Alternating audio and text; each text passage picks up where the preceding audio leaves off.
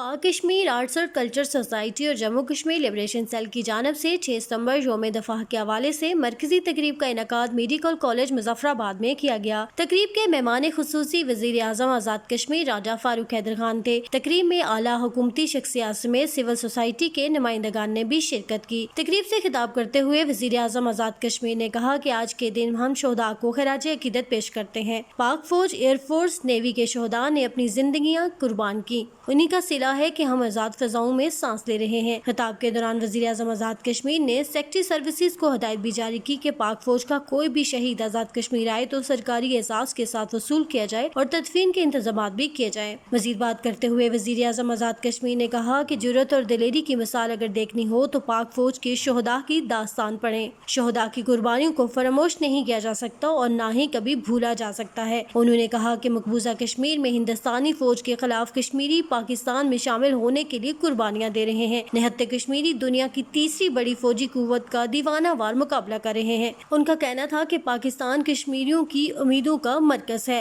इसके लिए वो कुर्बानियां दे रहे हैं। यौम दफा पाकिस्तान आज भी इस अज़्म के साथ मनाया गया कि शोहदा की अजीम कुर्बानियों को कभी भी फरामोश नहीं किया जाएगा और कश्मीर की आज़ादी तक जदोजहद जारी रखी जाएगी। Faiza Gilani, country news, Muzaffarabad, Azad Kashmir.